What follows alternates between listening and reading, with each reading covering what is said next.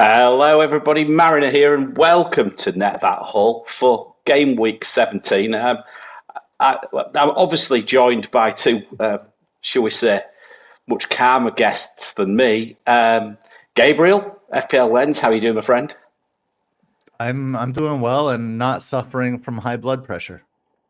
Well, I'm trying not to. And Craig from the Man Pod, how are you doing, my friend?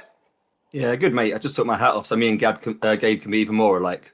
Actually, if there we're is both a alike real... in terms of the calmness, we now look a little bit alike as well. So we'll do that. Actually, yes. For those, yes. I think for those who are actually listening to the pod, you need to come and check it out. I need to be very careful what I say here, or I could get myself into trouble. But that's not you uncommon. refer to this as Buddha bald. It's called Buddha bald.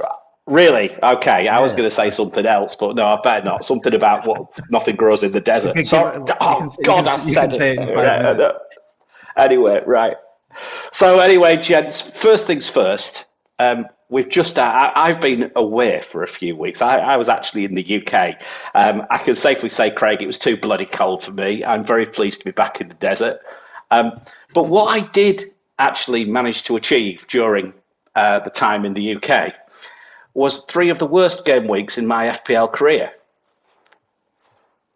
I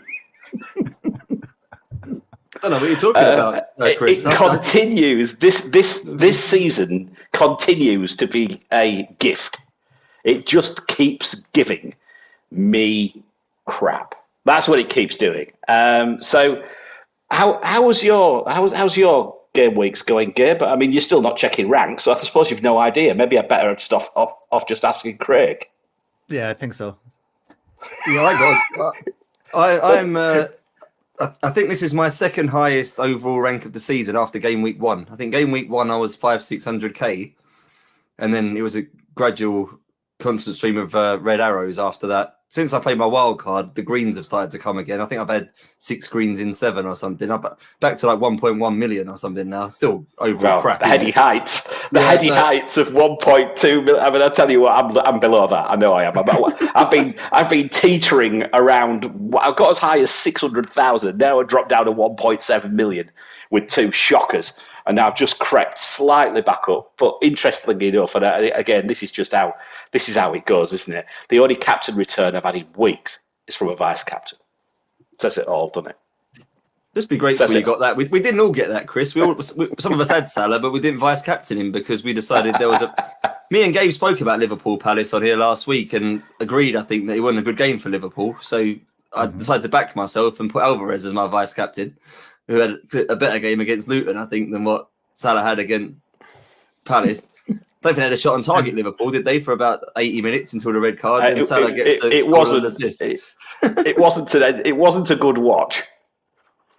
I did watch a bit of it. We also have people. I know Nick Khan in the chat. They backed your metric, Mariner, and went with Ollie Watkins as vice captain. So you have some things to answer for.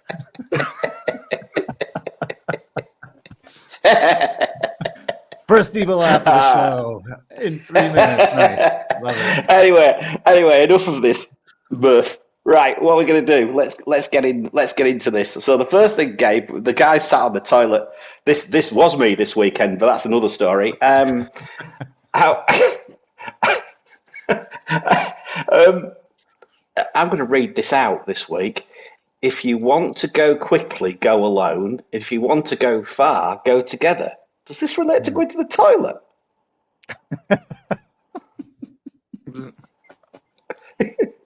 I mean, please explain, because I have no idea. Maybe in your culture, I won't knock it just in case, but no. This got me like. There's a lot of talk lately, and I know Craig, you guys mentioned it in your show last night on the Man on Pod that the template is changing. And one of the ways in which that template could be changing, for example, if Holland is indeed out and we have AFCON coming up and the Asian Cup coming up, that the template could be shifting, right, to a big at the back, because that's kind of the only other place where we can spend our money.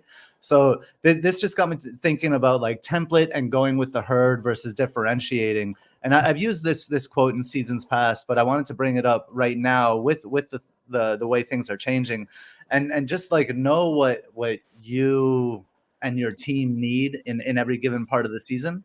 So if you're looking to, if you see an opportunity to improve your rank, you're going to have to go differential in something. Could be a captaincy choice. Could be players you bring in. I know some people have gone recently, have backed actually the matchups and have gone with Willian. I know Huang has panned out. Cunha has panned out for some people.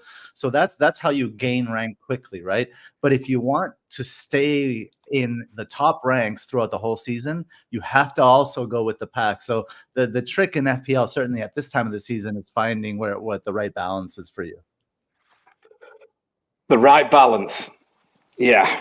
Well, don't need to worry about balance if anybody decides to take Haaland out this weekend, right? If you dare. If you dare. Oh, he's definitely going for me. It's not even a consideration. I already did it. He's going for me. He's going for me as well. It's going for me as well.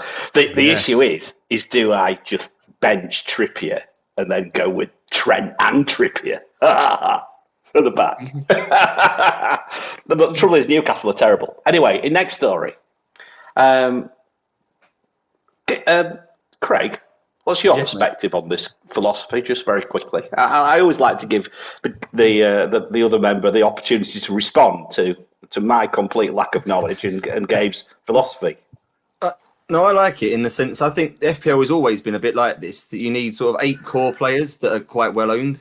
And it's the 3 players around that are the ones that really make the difference to you. Even 5 points on top of the average of game week, if you do that consistently, you're going to be doing overall very well.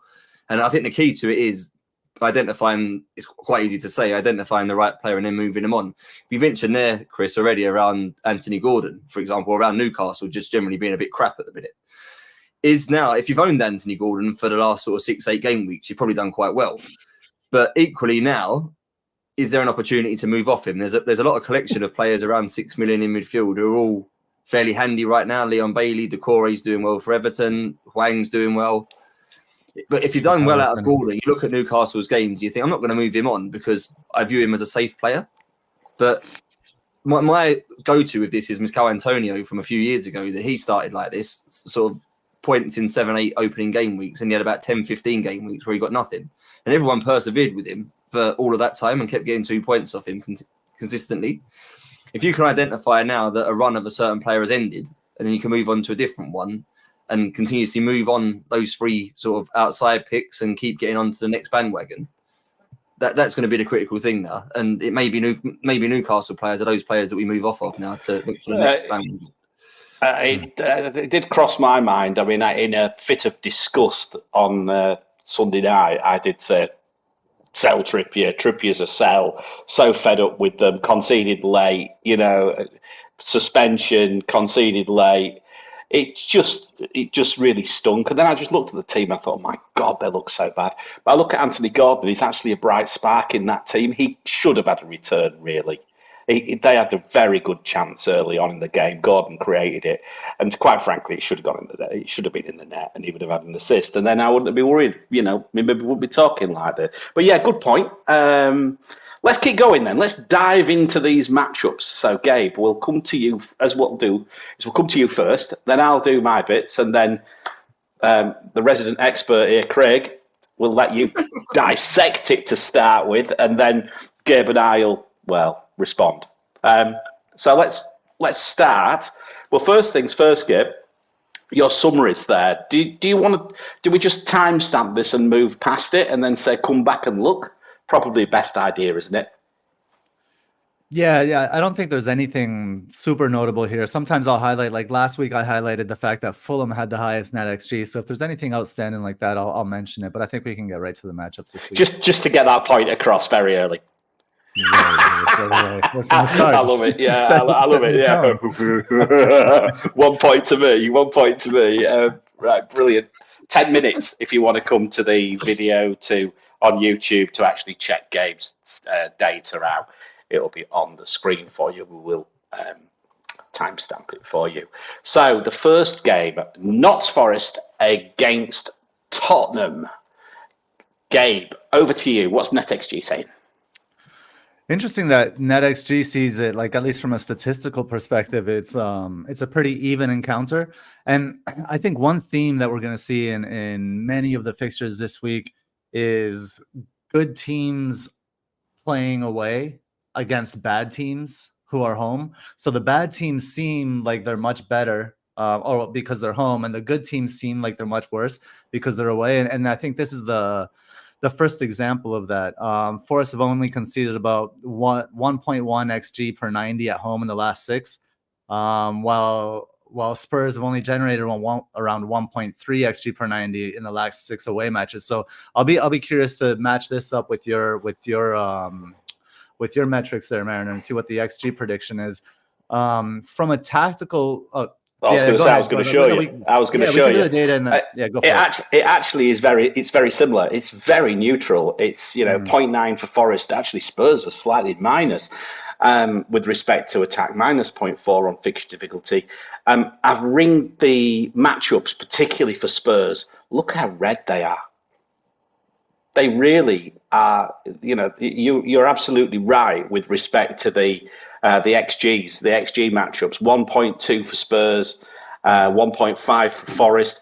Nothing much in big chances. Nothing much in shots on target for Spurs as well. It really suggests it could be quite a hard day for them. I mean, Forest, it's a funny one because Forest are they're talking about sacking him, aren't they? They're talking about sacking the manager. Said he was on pretty much on death row, Craig. Where do you see this one going? Obviously, the numbers paint a tricky picture potentially for Spurs. I think obviously the main talking point most managers care about is Son this week, and most people would have instantly thought it was bad against Newcastle to see him play down the left with Richarlison back through the middle again, and probably with good reason based on the start of the season when Son was playing down the left in the early game weeks and wasn't doing very much for the first 6-7 weeks. Richarlison wasn't doing much either, playing through the middle, and I think a lot of us sort of had a piece of that and didn't get many points for it. But I think it's just worth pointing out that players playing down the left against Nottingham Forest lately have been pretty good. So Cunha scored the weekend. He was, many see him as the striker, but he was actually playing to the left of Hwang for most of the game. So he was playing down the left, scored. Dwight McNeil scored for Everton against Forest recently, obviously plays down the left. Willian had a quite influential game against Forest playing down the left. So in recent game weeks, I think you can attack the Forest right side. So Son playing down the left, if he plays there again, it's maybe still not ideal. I'd still rather see him through the middle, I'm not going to lie. But if he is down the left again here, he could still be quite a good matchup for him. And with Tottenham as well in general, they're not shy about throwing bodies forward, right? So if Forest do defend with their back 5, I know they like to call it a back 3, but let's be honest, it's a back 5. I think Tottenham will get enough bodies forward to make sure there's no sort of spare defender to mop up. Because if teams attack with like 4 players, obviously they've got a spare man there, Forest, to try and help. But I think Tottenham, with both the fullbacks joining the attacking structure, with Son, Richarlison, and whoever else is up there, I still think Tottenham can create overloads in good areas of the pitch. So I like it for Tottenham. I think they'll score 2 goals or more in this game, despite what this data is suggesting. Okay. I mean, obviously the zonals don't pick it, Gabe, either. But to be honest, if Son's moved, it won't. So let's put your stuff back on the screen. Yeah, in terms of the zonals, remember, this is where chances are created from, right? And so that's why I brought up it's the return of the heat maps, Mariner. So we're going to see several heat maps in these matchup slides. And if we look at the second one from left to right, that's forced chances conceded. And there's in Ange's system, Porro bombs down the half space, that right half space. And I think Porro could be kind of like the center of creativity, kind of feeding Son on that left-hand side. So I think the chances will be created from Porro, and Son will be, and even Richarlison here will be the beneficiaries of those chances. So, I mean, Porro has been on the verge of just exploding in recent game weeks. That's why I took a hit to bring him in last game week, and I think this is the one where he really bangs. He got a clean sheet. I think he hauls this in this match. They are the worst team in the league at the minute for XGC, though. Tottenham over 6 game weeks, so predicting a clean sheet's optimistic. But but they might get one. But defensively, no Oni though. Well, I mean, look, there's no such thing as a clean sheet in FPL for me anyway, so we don't need to talk about defence. Just talk about attack, I suggest. I don't know. This is a tricky one for me. I could bring Son in. It does make me think. I would probably be going against the grain from what I'm looking at on, from the data that I've shown if I did it. But yeah, I can see the perspective of it. What you're saying, guys. Okay, let's keep going. Bournemouth against Luton. Now, this is an interesting one because all of a sudden, Bournemouth are in the conversations. However, when I did the talisman, that is Dominic Solanke, maybe hasn't quite delivered the talismanic sort of numbers that we maybe predicted a couple of weeks ago, Gabe. In fact, probably the biggest source of my rants in the last few weeks has been checking and seeing Bournemouth scoring 3 goals and then finding nothing for Dominic Solanke. I mean, when previously he'd been involved, when previously he should have had 1.5, he should have had 1.5 involvements out of those 3. But anyway, enough of my pain and suffering. Your NetxG likes Bournemouth this week. My NetxG, like Bournemouth from now on. Bournemouth 1.61 NetxG, Luton 1.26. So again, as teacher says, clean sheets in FPL are an absolute myth. I guess that's true these days. Definitely goals. Bournemouth's right side lights up for creativity, which is interesting. And then what I wrote here, and then we'll get to your data is just like the way Bournemouth create, right? So they cross from the left to the right, but I think that the creator, the assist potential is going to come from that central area that's highlighted there in the heat map. So FPL teachers saying that he can't wait to hear the Tavernier versus Solanke versus Semenyo debate. The way I see this one playing out is the creativity coming from Tavernier, with Solanke and Semenyo being the targets. But I think Solanke could also be the target for a knockdown or the target to bring the ball down and then play Semenyo in. I don't think he'll necessarily be at the tip of all of them. So I kind of like all of them. I like Solanke and Semenyo I like Semenyo for goals, Solanke for goals and assists, and Tavernier for assists in this one. What's your data say? All right, let's look.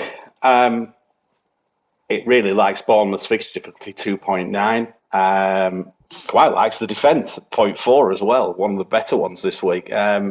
It too also picks out the right side, Gabe, but it should do because we're using the same data. XG is 1.9. 11.5 shots in the box, 2.8 big chances, 5.3 shots on target. This suggests goals, Craig. Where are you going with this one? Yeah, I think it suggests goals, but maybe not Solanke, is my gut feeling. Marvellous. Just what I wanted to hear. Only because I think my gut feeling, it's not a clear observation with Luton. I haven't watched a lot of them, if I'm being honest, but it feels like they're more able to deal with like a target man type striker. They obviously play 3 at the back. They pack out the middle of the pitch. They play a little bit like Brentford. That's why I always compare them to. The playing styles are very similar, apart from Luton have just got worse players than Brentford and less outlets and things like that. But they're quite able to stay in a game. They're quite able to be defensively dogged and things like that. And I think they cope well with sort of trying to deal with target men. It's the runners around the target men that maybe cause them a few more problems. So I'd probably go more with Semenyo being better suited to this fixture than Solanke. I've got an option. Say if I sell Haaland this week, I've got the 3 names that stand out to me to bring in a Watkins, Darwin, we'll get to that fixture later, and one of the Bournemouth guys. And you look at the fixture this week and think the Bournemouth guys probably got it best. But yeah, I'm not. There's something putting me off a bit, Solanke. I'd probably say Bournemouth win this 2-1, something like that. But I've got a feeling more that Semenyo's got more input in this game than Solanke has, just because of the way Luton sort of set up in the middle of the pitch. We scored last week, didn't he? So he's not going to score next week. Yeah, but Luton aren't going to try and... he scores every other week, right? Luton aren't going to try and play out from the back and give a counter-attack from like 20 yards. That's true too. What I will say is like this is another one like Luton away are not the Luton that we've seen recently at home, right? They concede the most shots per 90, almost more than 19 shots per 90, and they have the second highest XG per shot. And those stats I think really do favor Dominic Solanke, who can get into small and tight spaces and get a shot off. But then what for me adds to Solanke's appeal is in that heat map, the second one from the left to the right, Bournemouth's chances created. I do see Solanke dropping a little bit deeper to be that target and then playing Semenyo through. So not necessarily always that fox in the box. I think Iraola will switch that around a little bit. And I do think Iraola, this is a match where Iraola will get Kirkes quite involved. So that extra attacker can change things as well, and could even get Tavernier involved in different ways. Which brings us to actually some questions, which we may as well use these. Now, these were in our Discord, Gabe, and all these questions came from Thingamabob, so I'll just put them on the screen. So the first one, Resident Tacticos, that's you guys, not me, by the way. What do you think of Bournemouth's recent big upturn in expected goals conceded, their decent run of games? He's talking about the defence. Bournemouth defence, variance or legitimate improvement. I haven't got that information handy there. And then Sebastian Q is saying, is Kirkes worth consideration? Everyone's talking about Senesi, but I'm really impressed with Kirkes' performance last weekend. Block shot, constantly charging forward, only costs 4.4. I missed the 0.4 off of there. I missed the 4 off the end of the thing when I cut it in. What's your perspectives on Bournemouth's defence? It's not something I've ever looked at this season, I've got to be honest. They are second best for XGC, I think. Over the last 6 game weeks, there's a few interesting stats around. Well, Solanke is actually the top striker ahead of Haaland for expected goals over the last 6. So that factors into what we talked about attack. And in terms of XGC, I think they're second only to Arsenal. I know Arsenal defence has been frustrating, 1 clean sheet in 6, but Bournemouth ahead of Man City, ahead of Liverpool for expected goals conceded. So at a time when obviously we're finding it hard to pick defenders, why not have a go with a Kirkes or someone for a couple of game weeks? You certainly can't recommend anyone else over him right now. You're going to recommend an Everton defender if you're fishing for someone around 4.5 million. Is an Aston Villa defender better than a Bournemouth defender currently? They're one of the only teams that maybe would be considered a better team with a defender in that ballpark. I wouldn't put anyone off getting a Bournemouth defender. It's not for me. I don't really like defenders from teams like this, but if you're a data guy, you can't really knock it currently because they're very good for the last 6 game weeks. Yeah, I was just looking at the data. And I would say, like, sorry, Karen, aside from the data, I think as who was it Dom? I forget who asked the question, but that they said that they've been watching Thingamabob. Sebastian Koo. Yeah. Sebastian Koo. He says he's been watching Kirkes lately, and he has been getting much more involved.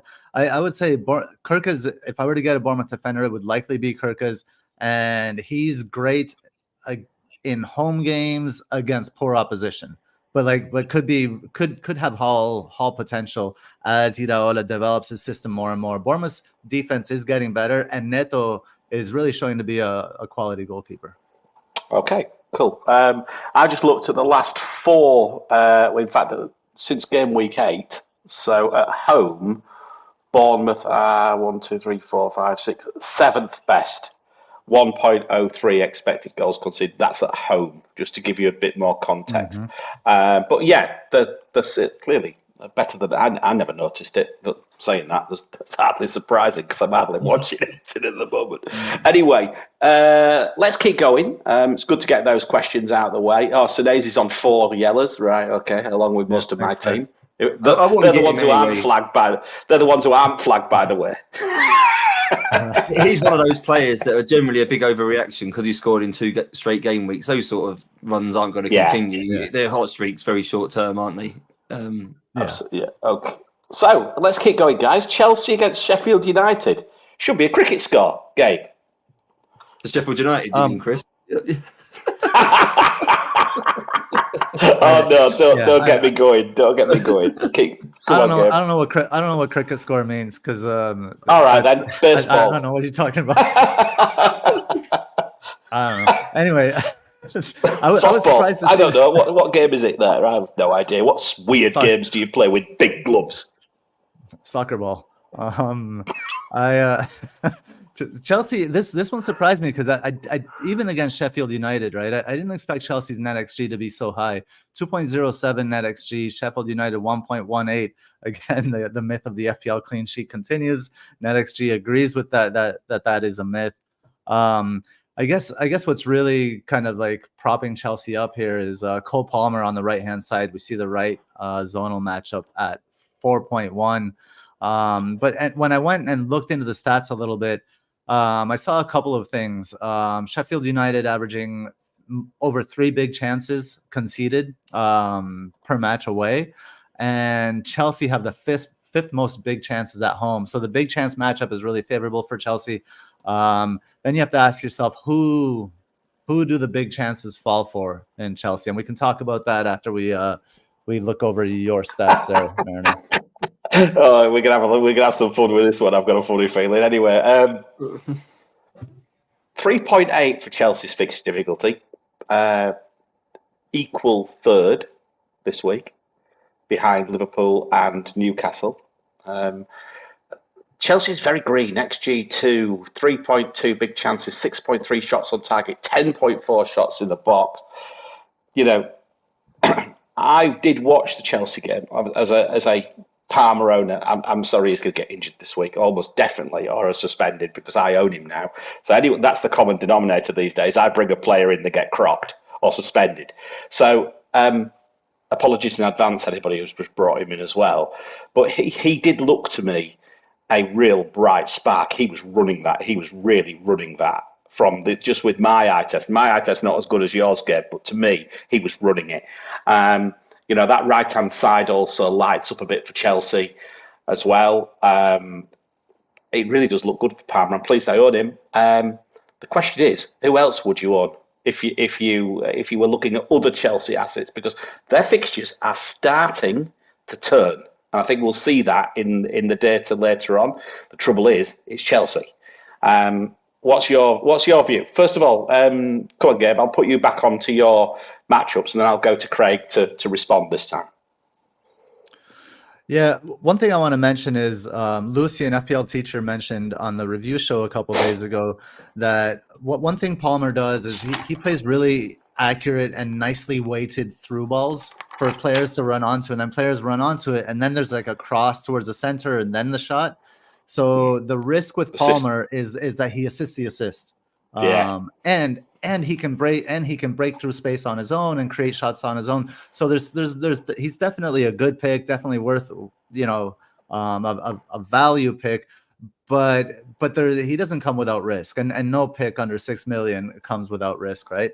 What I would like to see is, you know, Lucian mentioned that that Mudryk is kind of like, he's great running into space when he doesn't have much to think about, and he could find that space on the left-hand side attacking Sheffield United's right, where Baldock went down. Even though Bogle did have a decent game last match, that I think that's the place to attack Sheffield United. So whatever chance is created from the right, I believe will likely be created for the left-hand side where there's a kind of a little bit of a hole there. How do you see it, Craig? Well, I've got Sterling and Palmer. I got Sterling in last week as my Mbuemo replacement, so I've got both of those two for this run. I took a punt. I didn't know who I wanted from Mbuemo. There was 5 or 6 options. Bowen was another one. I could have got Gordon. But I took a punt on Sterling for the fixtures.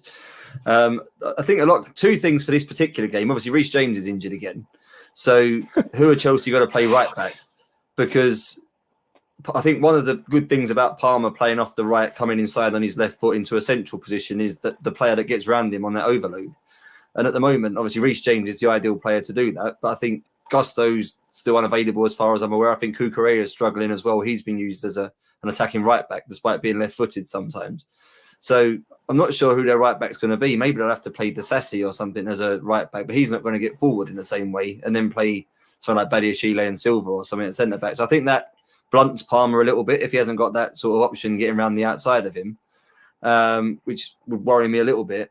And Chelsea's general problem to me is that they've got too many players in the attacking third and not enough players to help build the play up. So they play like a 3-1-6 structure. So Caicedo gets a bit isolated and doesn't have a second player around him to help sort of build the play. So the passing distances always feel very, very far for him to then play into the attacker. And Gallagher and Enzo both tend to play quite high. And there's a reason a lot of teams play 3-2-5 and not 3-1-6, because you need that second build-up player. And Chelsea, I think, is still working on that and still trying to find a solution to that. And hence why they're struggling to maybe score as many goals as the data maybe promises, because they struggle to progress the ball up the pitch. You'd hope in this game it should be okay, because Sheffield United obviously aren't the best. So I wouldn't be desperately trying to get a Chelsea player in here. I took a punt on Sterling, but it was a punt without any sort of serious, clear upside to it. Until I see who plays right back with James out, and until I see a change to the way they build up play. Man United have got a similar problem. We'll probably get to that later in the Liverpool game. I think the two of them are very similar in the issues they've got in the middle of the pitch at the minute. I think it's quite hard to trust Chelsea game to game that things are going to go well for them, because the way they play could go well if that build-up does work, but it's not very reliable, shall we say. So I think they're a hard buy at the moment, Chelsea, for that reason. So do you feel you've made a mistake with Sterling then? Not so much a mistake, because there was other reasons I didn't want to get Bowen and Gordon. So I think everyone that I was looking at came with pros and cons. And Sterling had the potential to get hat-tricks. And say if Chelsea get it all right and it clicks, I think this is a sort of game they could win 5 or 6-0 if it goes well for them. But equally, I say over a run of 5 or 6 weeks, they're going to get a lot more misses than hits, I think, the way they're playing right now. But you live for that big hit. Little devil on my shoulder likes Sterling this week, oddly enough.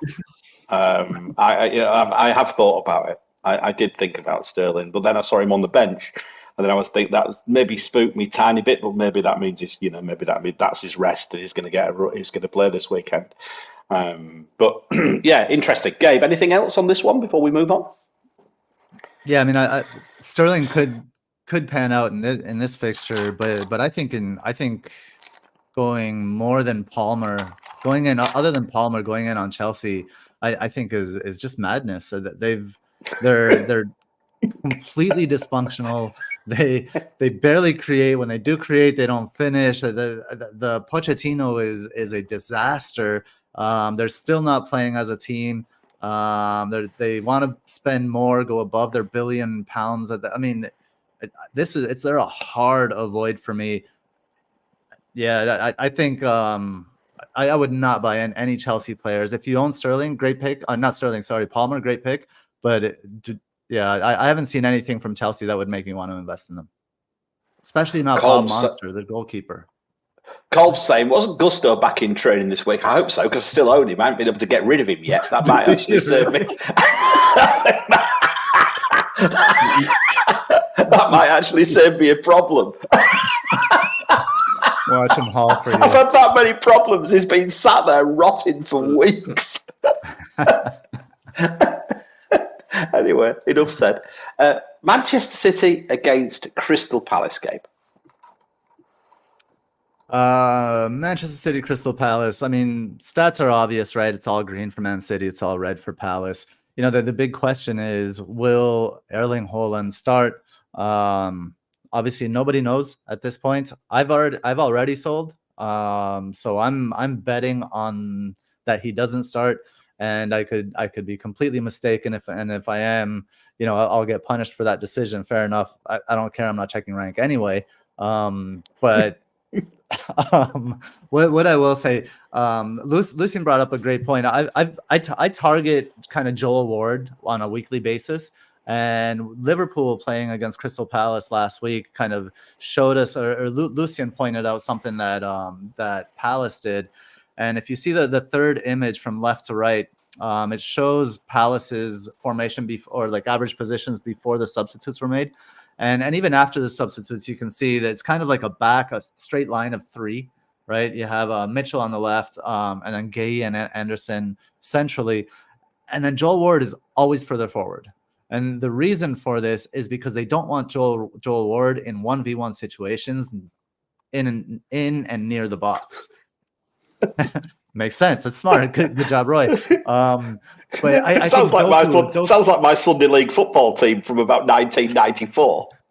I didn't realise that. Is that true last week? I think they played Nathaniel Klein left back last week against Liverpool. They still rather keep Nathaniel Klein in the back line rather than Joel Ward. That's 17. Was that Klein? Was that Klein? I'm pretty sure he played left back last week. Yeah. Yeah. No, you're right. That's fine. And they still kept him back there because the same different player, same outcome. The thing is, it worked, right? Luis Diaz engaged with Ward further, like deeper from Luis Diaz's perspective, further up the field from Joel Ward's perspective. So I just think that Manchester City, the way they play is they will have Palace pinned back a little bit deeper, especially Palace being away from home. And I think Doku will get Joel Ward 1v1 in and around the box and could create something there. So that's something to keep an eye out. I don't know if anybody owns Doku at this point. Isn't he flagged? He was. He hasn't been available for the last 2 or 3 games. I think he was flagged. Yeah, I don't know if he's back. I think I've got him. I think I've got him at 50% on my metric. On my side, he's ruled out. He's ruled out. Sorry. Yeah, I thought he was. Grealish. I don't think Grealish doesn't offer the same thing because Grealish likes to cut inside and do like a horizontal dribble. So he won't be pushing Joel Ward back. So that left-sided matchup goes away without Doku. And it accentuates the right side, so that could be a benefit for Foden. Okay. The fixture difficulty is not as good, but it never is for Manchester City at home, is it? We've seen this time and time again this season, Gabe. Manchester City's data is not as good at home as it is away from home. Still 2.1. It's actually 1.7 for defence as well, but I don't think any of us I think we've all given up with the defence, quite frankly. 3.9 on the left for Zonals. And even the XG is only 1.7, 2.6 big chances, 3 goals. Enough said. Shots on target 5, shots in the box 10. Data's not terrible for them, Craig, but it's not really tearing any massive trees up. Still suggests a relatively comfortable win, I'd guess, but I don't know about a thrashing. What's your perspective? Yeah, I can't see a thrashing either. They're very short of attacking bodies at the moment. I don't know who they're going to play. I'm on the assumption Haaland isn't playing. So if he's out, Alvarez is up front, as they know Doku either. So Foden, does he play as the 10 or does he play off the right? Does he play behind Alvarez or is he still on the right? Does Bernardo have to get used out on the right because they've got no one else? Will they give Oscar Bob, who is a left-footed, right-sided player, will they give him a start here? He's not playing in Europe tonight, I don't think. So I'd quite like to see Bernardo go over. I think Man City have been at their best when Bernardo plays as a left-sided 8 and then can link up and sort of interchange positions a bit with Grealish. And they cause Man United particularly problems in doing that. So it'd be nice if we can get Bernardo in that role. But I think just because the squad's so depleted at the minute, they're going to be forced to use a Nunes or to use a Kovacic probably in central midfield with Rodri. So I think the team's just generally struggling right now. They don't have enough pace. They don't have enough sort of anyone that can beat someone 1v1. It's all well and good keeping possession and playing all this nice football and being hard to dispossess, all these players that are really press resistant and keep the ball really well. But someone's got to be able to unlock the defence, right? And they've got no one. Grealish is a good dribbler. Foden's a good dribbler, but you wouldn't trust them to beat a player 1v1 and to sort of make something happen like Doku can. So I think the team is just a little bit easy to defend against at the moment because they've not got anyone to do anything a little bit different. So you're relying on a bit of individual brilliance or one really good through pass or one great interchange of play or something. So yeah, I agree. Man City scoring 2 feels at the top end for me in this game. Palace know what to do defensively to be difficult to beat. Feels like a 1-0 game to me, if I'm being honest. To Man City, I wouldn't be surprised. I've still got Haaland and Alvarez, so they're my 2 strikers. So Haaland will go, and I'll obviously happily play Alvarez, but I've not got the highest expectations from him. I think 1-0. Yeah, Connor's said that. Was it Bob's playing in Europe? Foden will be benched. Foden's benched. He'll play against Palace. So there's an option. Anything else on this one, Gabe? Or should we just keep going? I mean, we can talk about. Haaland. You've sold him. Craig, you're selling him. I will sell him as well. I think that's a full house for us. We're all selling him. Not a lot else to say on this one, unless you've got anything, Gabe. You're muted, I think, mate. I don't know what's happened there. Yeah, sorry, because I was typing. I don't see this as a 1-0 for City. Honestly, I do think City dominate this one, and I think Foden is that kind of like the the center of it. And rather than beating players 1v1, it'll be balls into space with Foden and Alvarez running behind. Okay. All right, cool. Let's keep going. Newcastle against Fulham. Right. I think, Gabe, your colours are mixed up. I think it should be the other way around. But I'll let you explain the NetxGs at this moment in time. And that's I think that'll be the common perspective, Mariner, and the term for that is recency bias. Because of Fulham's two recent home matches, which they won obviously resoundingly, and now they're away. So we're back to that theme of this game week. It's good teams, just the home and away difference between teams. And then Newcastle on the flip side have just played two tough and poor away games. So people are looking at them unfavorably. And so they look at these stats and they wonder, how can it be this way? So that's why I wrote the home away effect is strong in this encounter. In the last 6 home games, Newcastle have only 13 shots on target conceded, 3.95 expected goals conceded non-penalty, and 1 goal conceded in their last 6 home games. Away, they have 37 shots on target conceded, over 11 XG non-penalty conceded, and 13 goals conceded. So they're just different animals, home and away. But they are a tired team that finds strength playing at home. Newcastle center and right kind of pop up in this one, which is interesting because Anthony Gordon being on the left-hand side. Looks like, how is that going to play out? And I forgot to change these images here, so apologies for that. I was working until this morning before the show. There wouldn't be a week without some dodgy slide or some balls up somewhere. That was the reason why we win what? Exactly. I finished these slides like 20 minutes before the show started, so sorry about that. We could just pretend it's Kieran Trippier playing further forward than the rest of the defensive line. We can pretend. Yeah, I think Lord is Kieran Trippier. Ignatius makes a good point. Before I put my stuff up, Newcastle without Trippier, where will they create? I think I'm going to put the data up from my side of things. Mm-hmm. And of course, this is data with Trippier. Newcastle's 4.0 fixture difficulty, 3.7 defensively. I mean, it really does look very good for a clean sheet for Newcastle this week under normal circumstances. Like you said, left is dreadful for Newcastle. 1.8 Gabe, 4 and 3.9 centre right. XG 1.9, big chances 3.3. But again, who's creating those big chances? Players like Kieran Trippier, 5.6 shots on target, 9.4 shots in the box. They're not that great. Although shots on target is. This is a funny one to call. I have to say. It would be a complete no-brainer to expect returns from Trippier under normal circumstances, but he's suspended. You would think Gordon would get something. It doesn't suggest it. I'll tell you what it does suggest. It suggests do not bring anyone from Fulham in. You are just chasing points. I wouldn't do it this week. But that said, Newcastle are completely knackered. It's like the knacker's yard, man. They're all knackered. Craig, what's your perspective?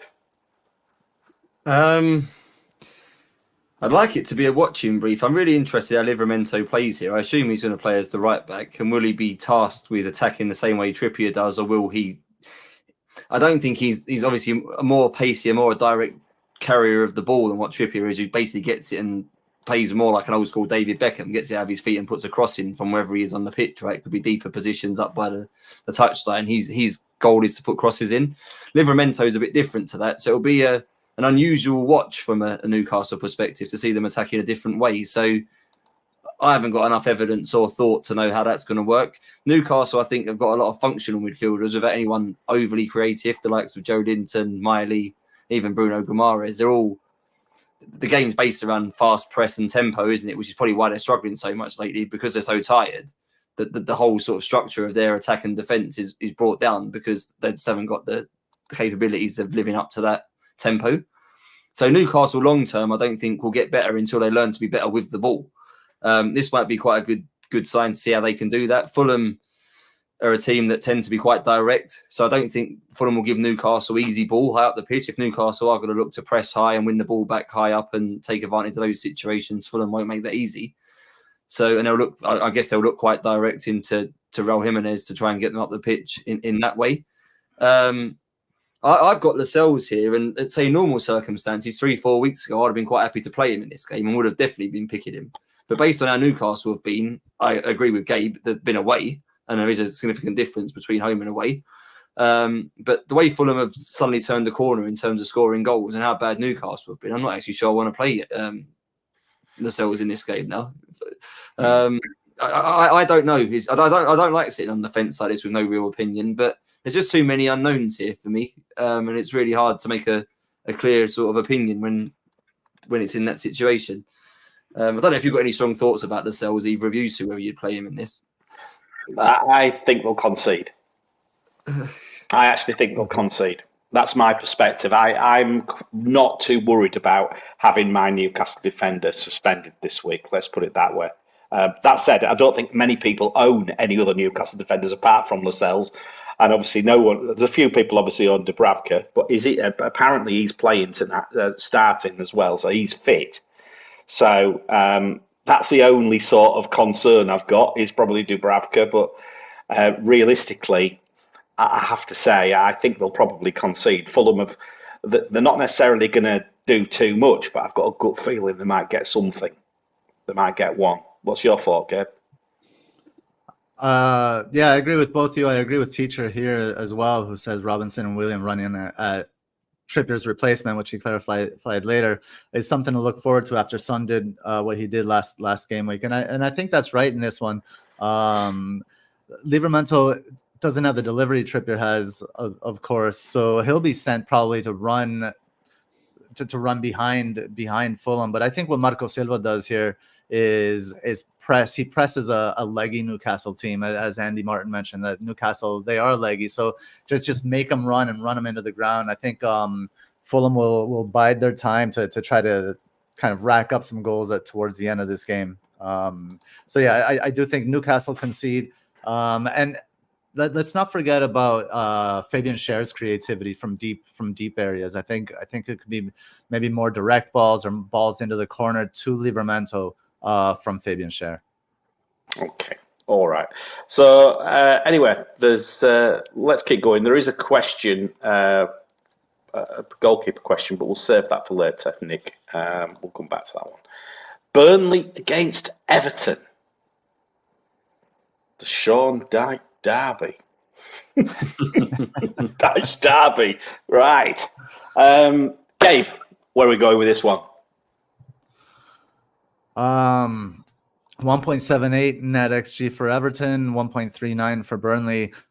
Burnley's left and right, the zonals kind of light up with, which I thought was surprising. But I mean, I don't know. There's a lot of talk about Doucouré. He's been doing really well recently, but he's got the Africa and Cup of Nations coming up, so there's no investment in him. I mean that there's an opportunity for McNeil here. You can see in the heat maps there that McNeil can get in. Like Vitinha plays really high up the field. If we look at Burnley, that's number 22 there in that first average position map. So, McNeil could get in behind there. So there are opportunities for these players, but I wouldn't recommend it, I guess, any investment here. I know Alex Volo on Twitter owns Mykolenko. Mykolenko could be an interesting start here. My numbers don't suggest it. Don't like Everton away. Never liked Everton away, quite frankly, but doesn't like them. Look at the data. Fixture difficulty -0.6. Burnley very slightly positive for attack at 0.1. Burnley left and right, as you said. Burnley shots in the box 9.7. But look how red the rest of it is. So they can shoot, but they can't shoot on target.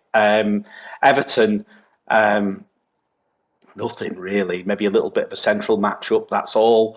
XG's matchups low. Big chances 2. 3.6 shots on target. 6 shots in the box. There's not much there for me, Gib. Craig, what do you think? I'm not keen. I don't think I'll be bringing any Everton players in this week. That's me. I won't be bringing them in, but I like it as a matchup for them. I think for two reasons. One, this game reminds me of Brighton-Everton from last season. Everton won that game 5-1. I don't know if you remember. They absolutely battered them in the first half on the counter-attack with Brighton trying to play the way they play. I'm not saying Burnley completely repeat how Brighton play, but there's similarities. And Sean Dyche, I still think he's very underrated tactically on how to sort of manipulate these situations and use it to his advantage. So you've got that there's enough that I think he'll sit back and look to hit on the break. And I think I agree with Gabe that McNeil, I think, is probably the outlet for them down the left if they try and push Vitinha on. The second thing is I don't particularly like Burnley with their centre-backs in terms of physicality. And when you're playing against Calvert-Lewin, Everton are going to play quite direct, I think, into him, especially on the counter-attack. I think he'll manhandle the two Burnley centre-backs. And you've got Decore, who's obviously quite a big physical guy as well in sort of the second phase of the attack. I think the Burnley centre-backs will struggle to deal with that sort of power and physicality. So I think Everton have got two nice ways to attack in this fixture, that with long balls into Calvert-Lewin to get them up the pitch, and then probably spacing behind the right back for McNeil to hit on the counter-attack. So I think Everton will get a couple of high sort of XG chances in this game. Obviously can't be relied upon to take them in quite a lot of games. Their conversion rate is pretty poor. But I wouldn't be surprised if they won this sort of 3-1 or something like that, Everton, this game. Okay. Gabe, anything else? Nope. Okay. Arsenal against Brighton then, chaps. Gabe, over to you again.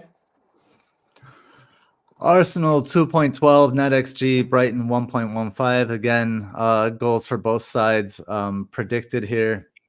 One thing that I thought has been interesting, and I wrote here that, you know, we talked about last week that how Odegaard dropping deeper and helping progress the ball has gotten him into more attacking areas and has gotten him more shots recently. What we didn't mention last week that Lucian mentioned a couple days ago was that when Saka gets the ball now, he's isolated. When he first gets the ball, he doesn't have Odegaard as a quick outlet there. So that's kind of I think that dampens Saka's potential a little bit. That being said, I think in this match, it's the matchup for Saka in particular is just, it's too good. Brighton playing with replacement options at both left back and right back. I don't know, Craig. Do you have any kind of inclination of who will play left back and right back? Will it be Milner up against Saka? I imagine Gross will play left back, I would think.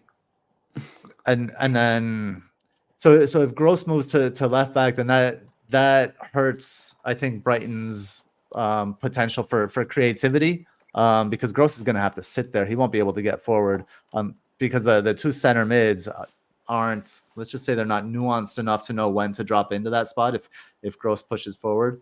So I think what happens on that side of the field is going to be really interesting. And I think most of the play will be on Arsenal's right side of the field until kind of towards like in the second half, when the left will start opening up and after Brighton shift a little bit.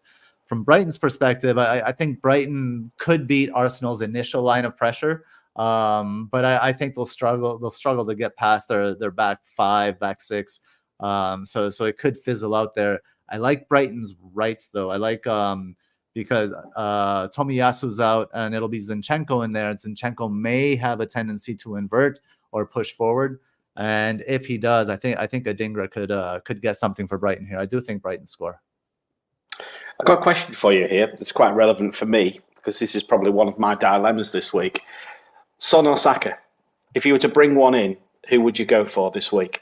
And I can't own both, by the way. I'm not going to be able to own both. So if you were to pick one, Craig, who would it be? For this week, I would go Saka. No, but I think, right, yeah. And he's obviously safer because he's not going to the Asia Cup. So I'd probably go for that. But in general, I think Son's a better asset than Saka in FPL overall.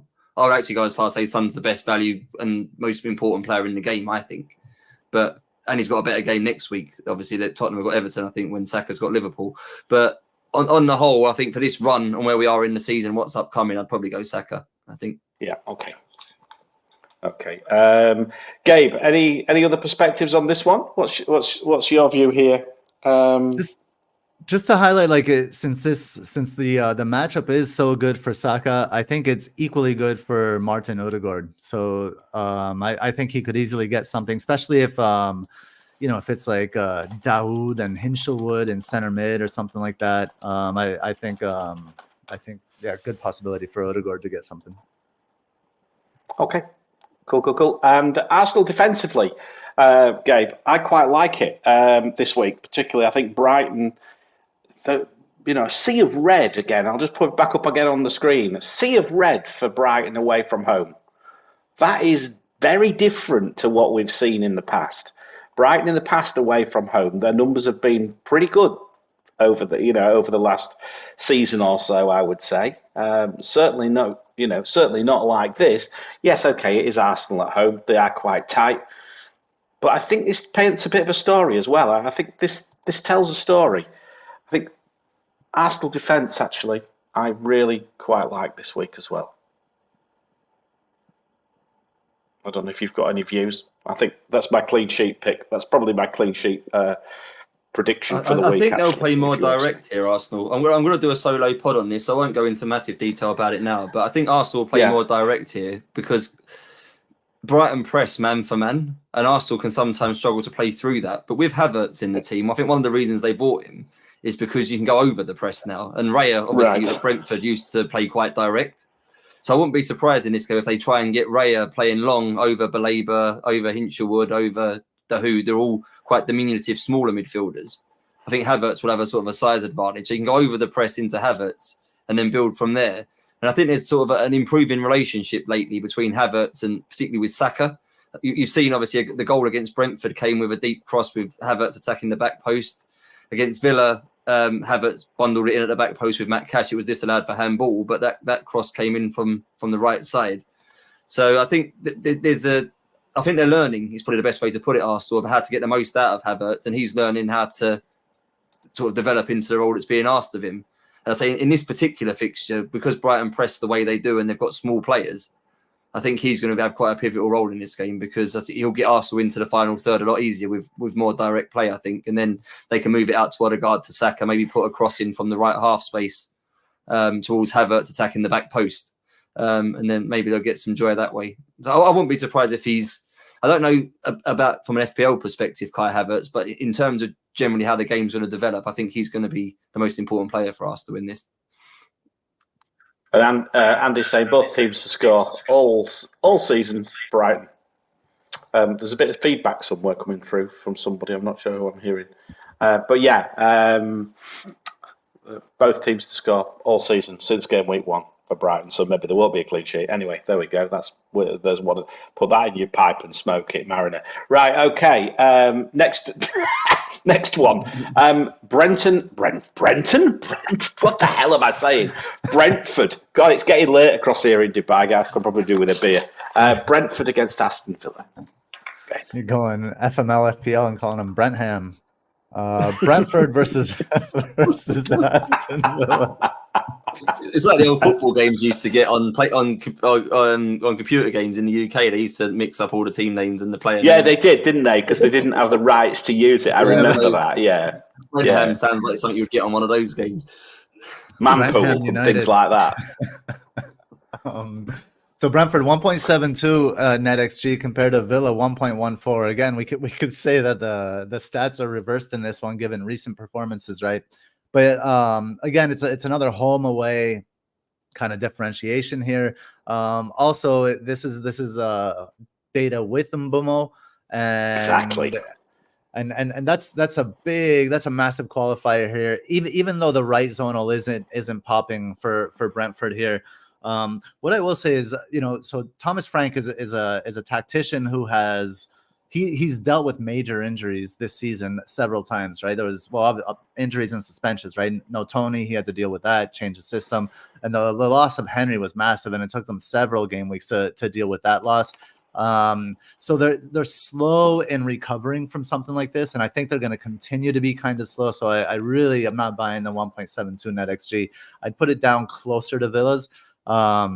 Just to illustrate here, I have Ollie Watkins. Ollie Watkins, so this I like this matchup for Ollie Watkins, but what's happened away is we see him in the heat maps there, the 2 heat maps there on the right, how he's dropped deeper in away matches, and his influence is actually more outside of the box than in the box. In home matches, his influence is more in the box than outside the box. So I don't know that that necessarily pans out the same way in this one because of Brentford's because of their recent frailties, the fact that they're having to change, the fact that they're playing Maupay up front.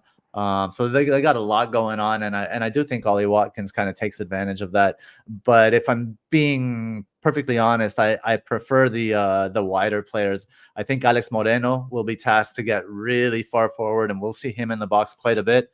And I like Leon Bailey on the right-hand side as well.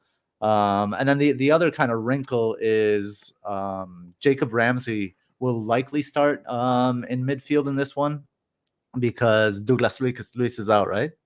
Yeah, suspended. So yeah, suspended. So I don't know, Craig, you were talking about this, and obviously you're a Villa fan, so you might know better than I do. Would that be McGinn sliding in there and then Jacob Ramsey in front, or what?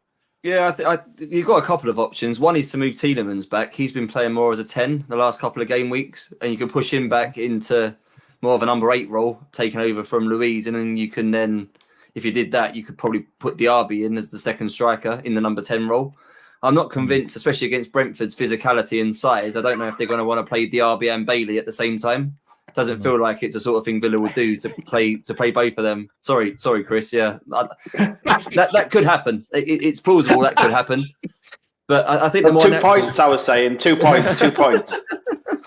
I do think the more natural move though is to move McGinn in field. He's been playing on the left the last couple of weeks.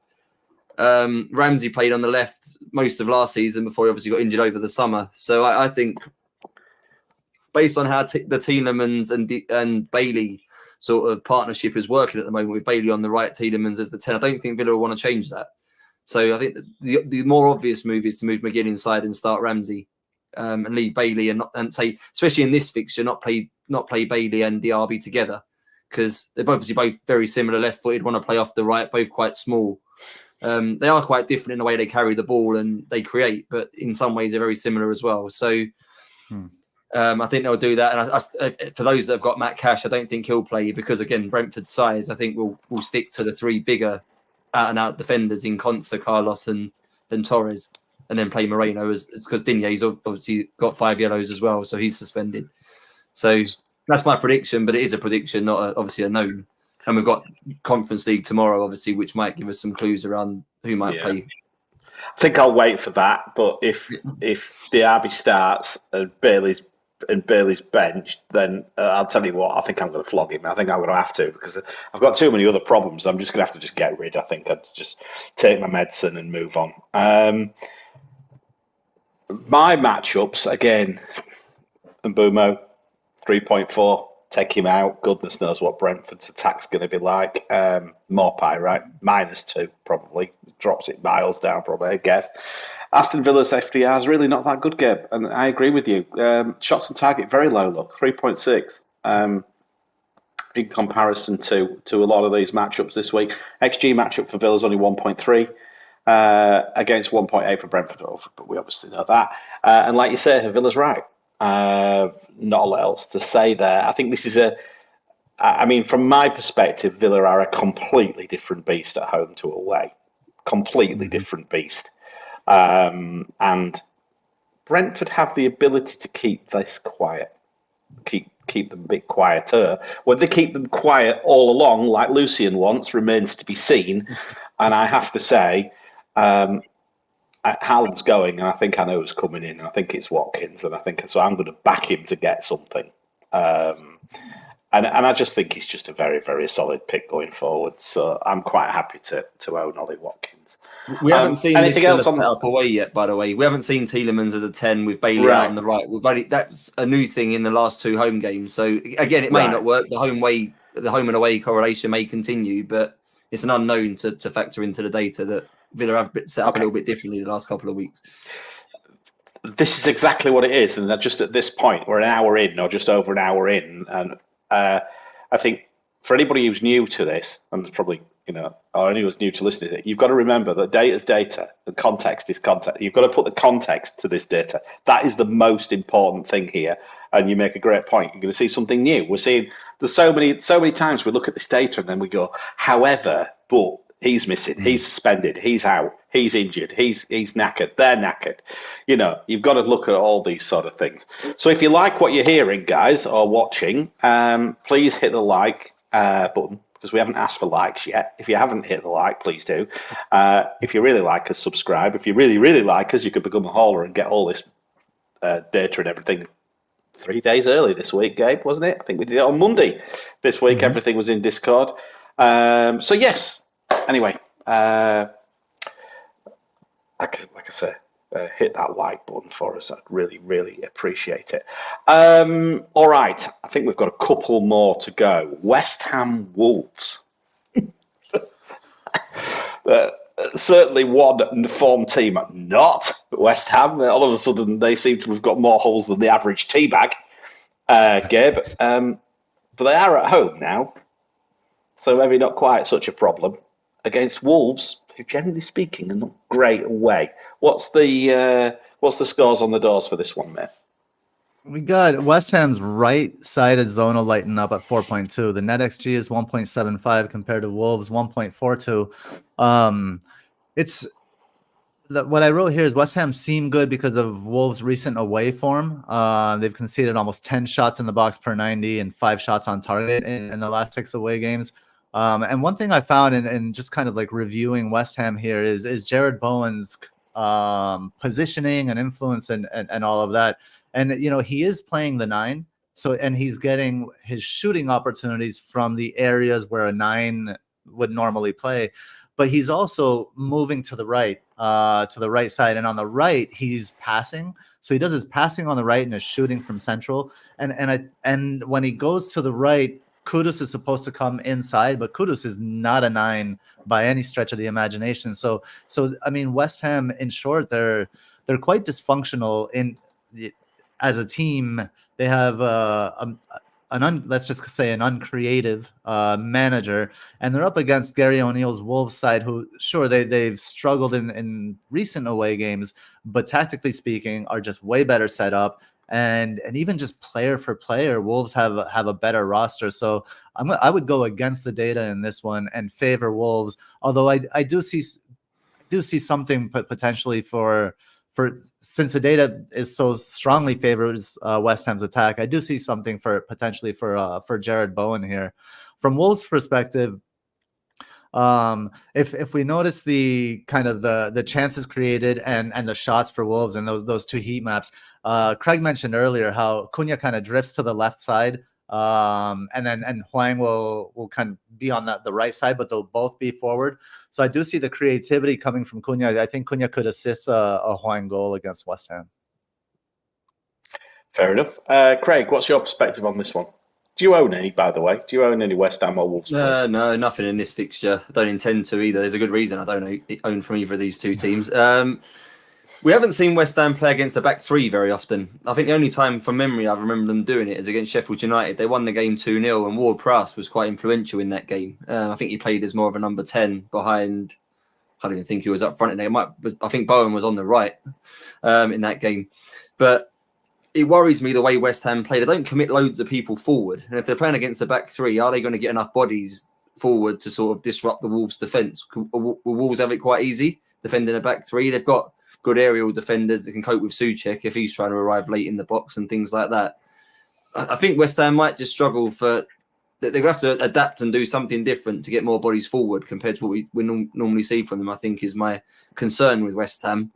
I think Ward-Prowse's creativity, whether it's from dead balls or whether it's from generally just playing a bit further forward, might be the most important weapon for them in this game. But I think this is going to be low scoring, is my gut feeling.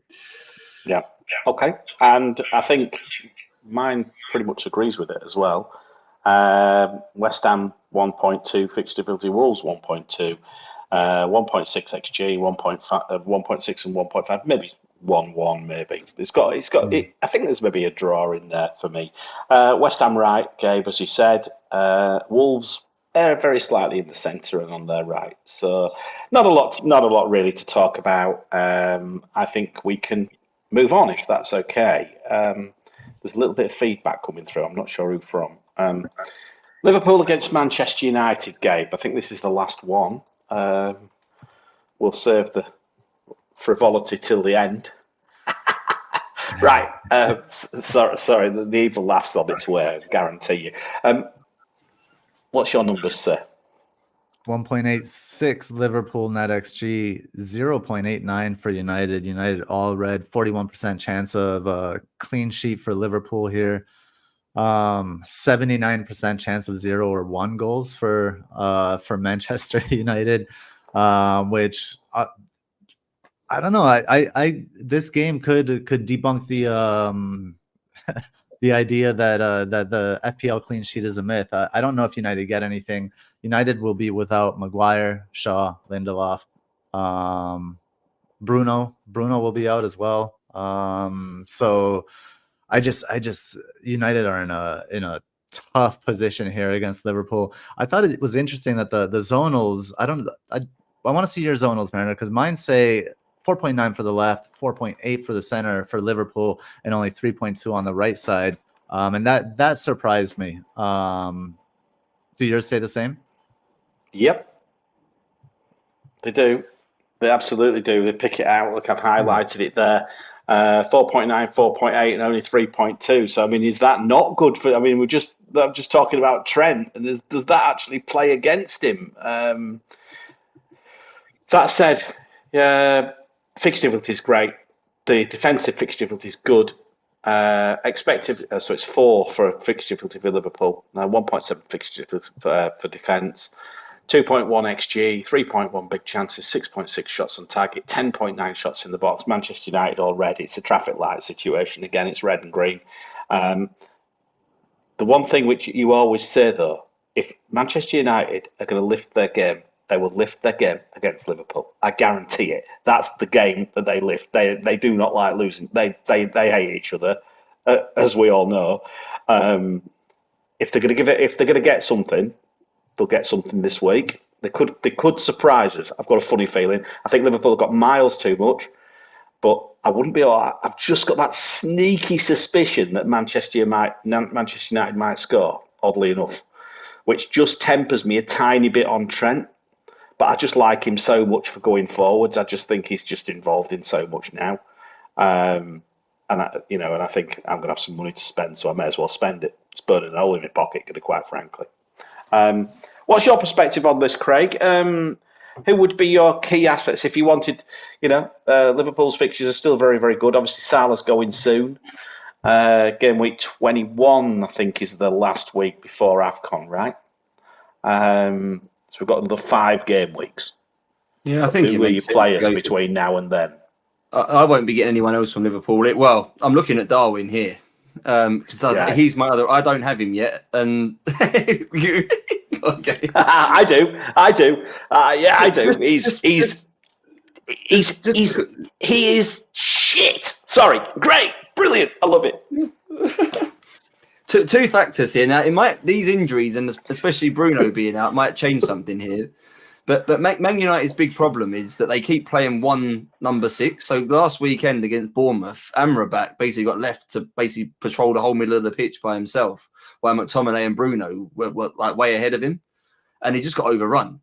The fact they've got no Bruno for this game, I don't know what other midfielders they've got. They may play Manu, the young lad, in there with him.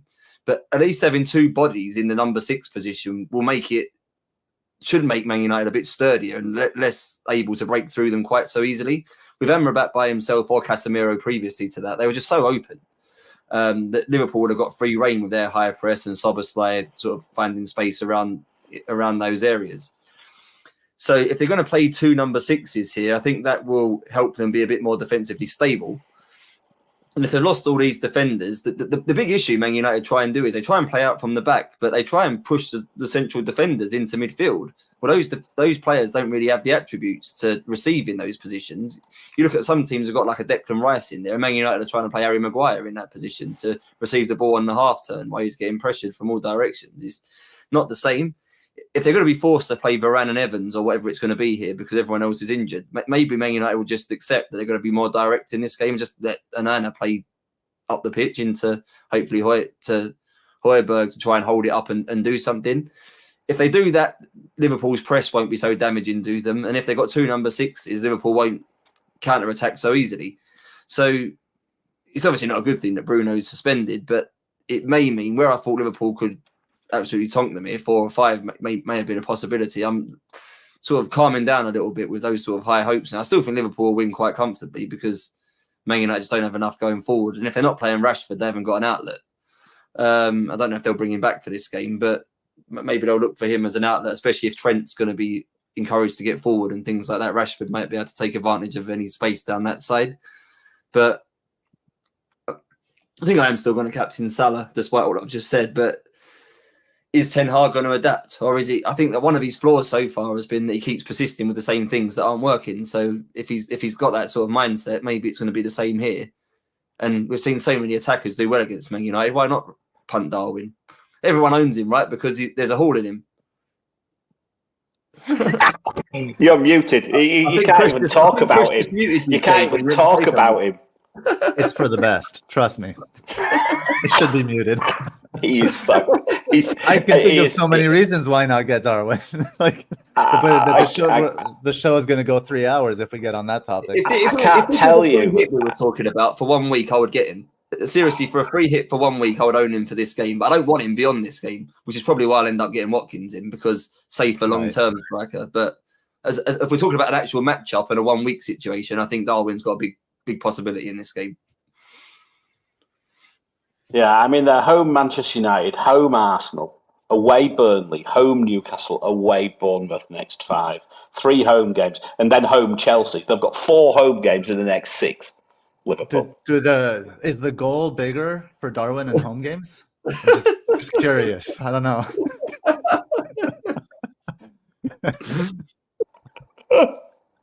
It makes a change of not taking the piss out of Manchester United, actually, doesn't it, really? I think we've just given up with that. If he's going to haul this sort of game suits him, that's the point. We've given up on that one. Say again. The point is we've been saying that for years. If he's going to haul, this is the week. Does it rain in the desert occasionally, Gabe? You watch this week. It might rain this week. If I owned him, Chris, what I would be doing, I'd be captaining him this week, Chris, if I owned him. But I don't own him. Darwin? Yeah. You're not bothered about my rank. I'm bothered about my rank. I can't dare captain him. I've got a heart complaint. I can't captain him. You'll be joking. You'll be having me back in another bloody stent at this rate if I captain him. Christ alive. I'm not sure my medical insurance will cover me. It don't cover me for extreme sports like skydiving and things like that. Can't even go to the bloody water park now, apparently. So it's just like captaining Darwin Núñez, right? If I captain Darwin Núñez, if there's something that goes wrong, they might not cover me on my insurance.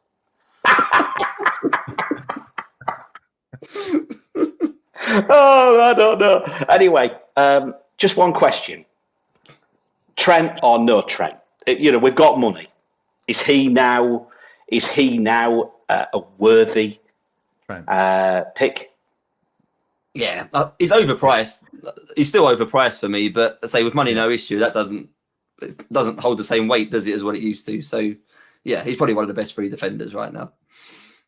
Okay, fair enough. Yeah, I think I'm going to bring him anyway. I'm going to have to take Tsimikas out because I own him already. So I already own Trent. I already own Salah and Darwin.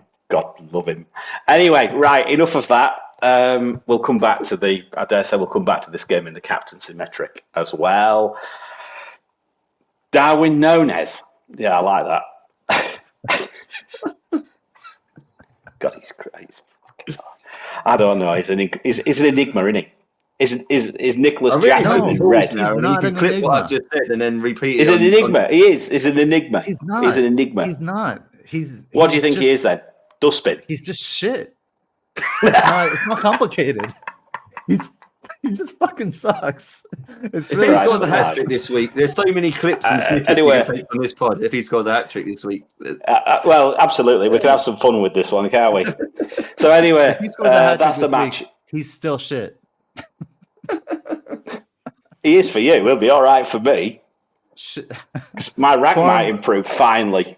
He won't score a hat trick. He'll probably get injured. Permanent. How many yellow cards has he got? That's the next thing. You watch. But anyway, there we go. Right, matchups. Who's best? Fixture difficulty. Newcastle, Liverpool, both 4. Chelsea 3.8. Brentford 3.4 without Mbeumo. Forget that one. Bournemouth 2.9. Defensively, Newcastle, forget that one, I think, as well. Manchester City, Liverpool, and Arsenal. Zonals, Liverpool left and centre. Bournemouth right. Who's that? Who's down the right, Gabe? Bournemouth. You're muted again. Semenyo. You keep complaining about the feedback. I'm not sure. Yeah, it must be. There's some feedback going on. Anyway, XG matchups: Liverpool 2.1, Chelsea 2, Bournemouth and Newcastle 1.9. Big chances. Who we got? Newcastle's on at Manchester United. Sorry, that wasn't going to be the case, was it? Newcastle 3.3 and Brentford 3.2. Shots in the box. Who's there? Bournemouth and Liverpool. And headers, a headed matchup for Nottingham Forest against Spurs. That's an interesting one, isn't it? 3.6. 3.6 for and 2.9 for Bournemouth against Luton. Maybe there is something bit for Solanke there. Yeah, I'm surprised Everton aren't the highest for that metric, to be honest. They're actually quite low down. I'm very surprised by the fact that Everton, you think, would be the big advantage team for that this week. Yeah.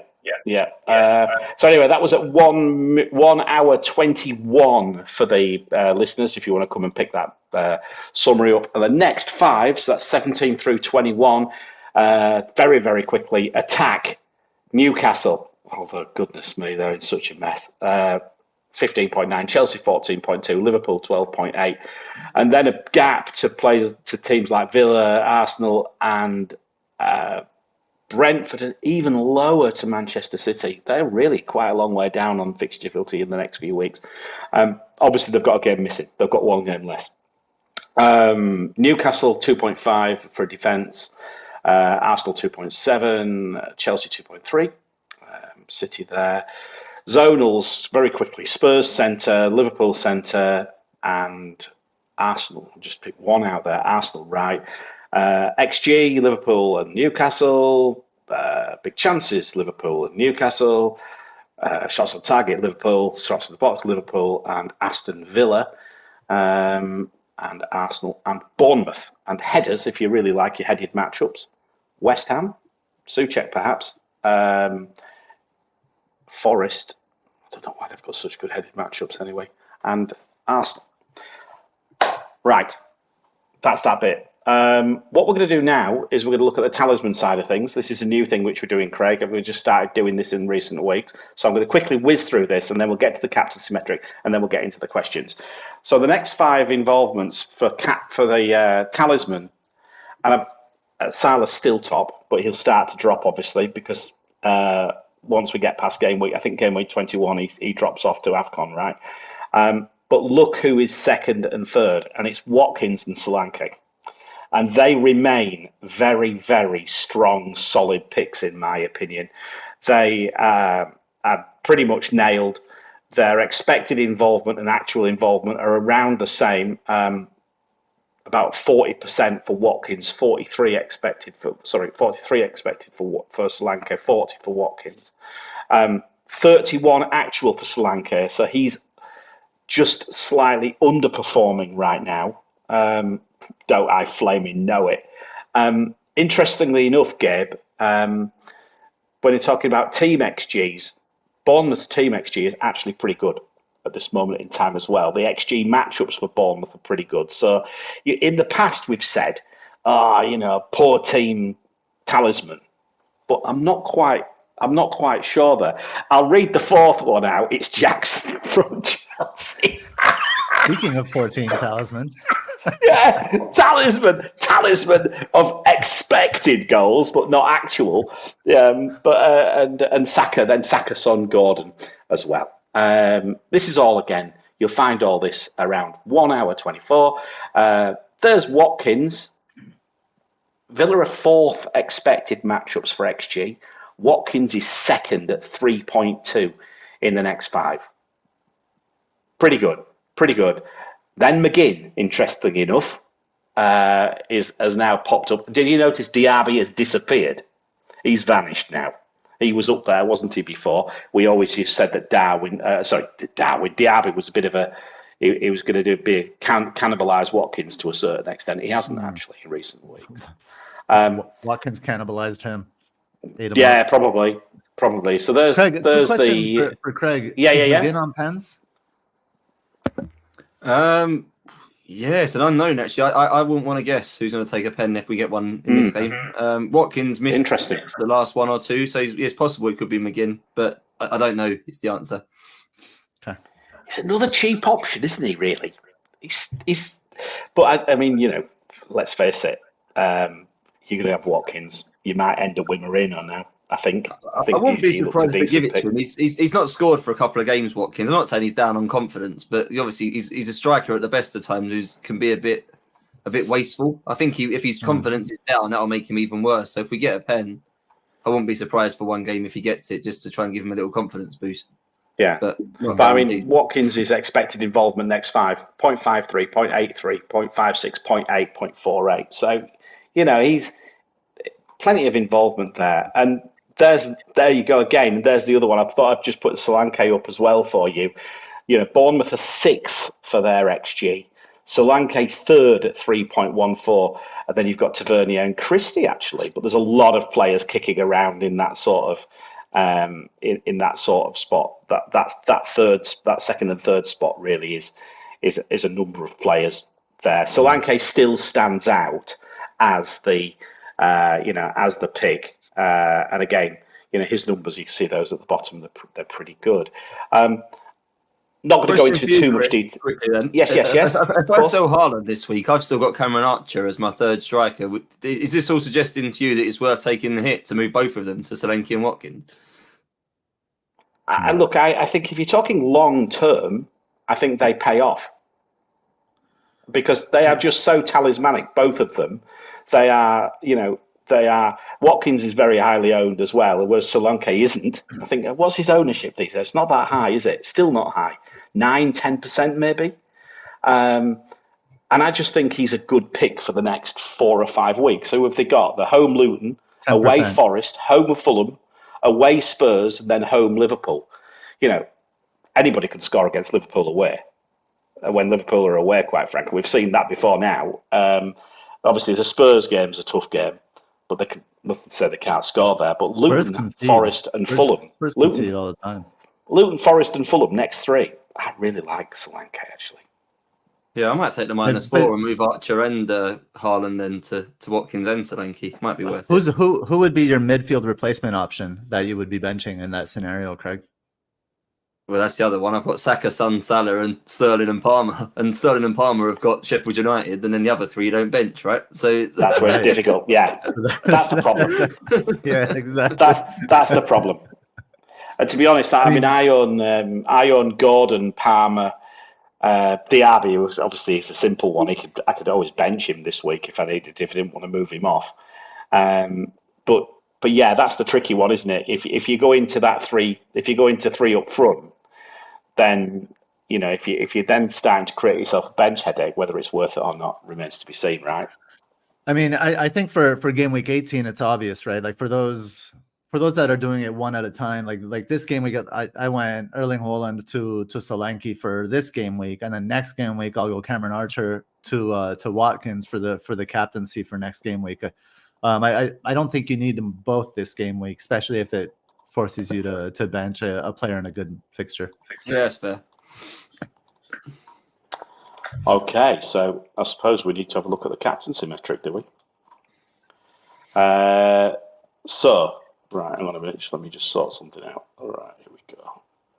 So, let's play the jingle and let's have a look.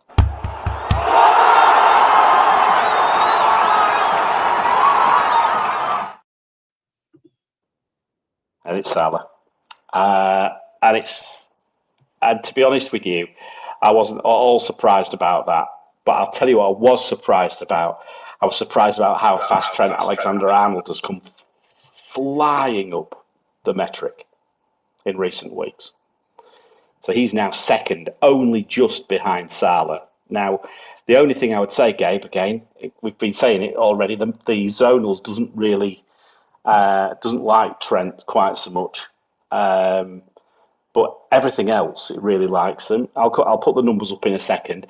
He's got Jackson third. But I'll explain this in a minute, and it's got Isak fourth. Let's put the metric up on the screen so that you can actually see it. And again, we can tinker with this if we wanted to.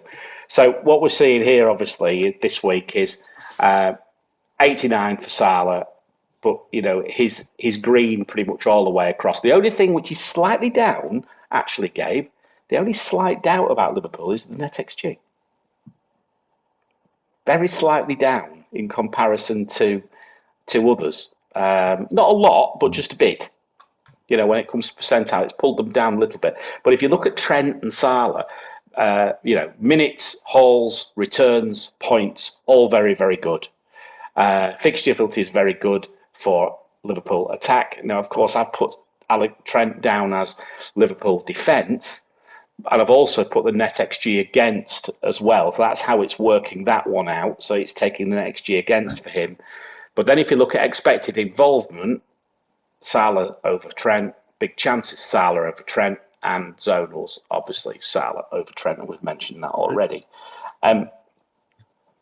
Just really quickly on that NetxG point, Mariner, I think the problem with that piece is that the NetxG is being calculated by percentiles. When you look at the actual numbers, it's just because Arsenal faced Brighton, Chelsea faced Sheffield United, City faced. So it's just the other matchups are so good. Liverpool's fixture is still good, but it doesn't show up necessarily as good because it's not the best.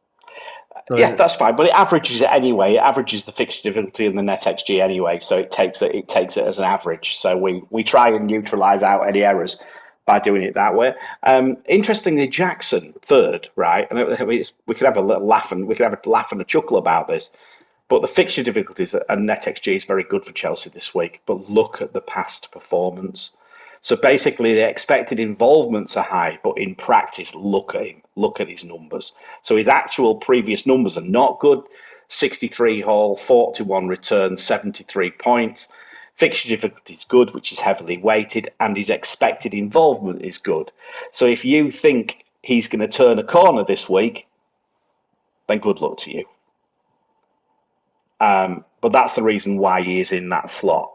If he was any good, he'd be top this week, I think, against Sheffield United. You know what it's like. Isak, then Solanke, fifth, Saka, sixth. Son is miles down.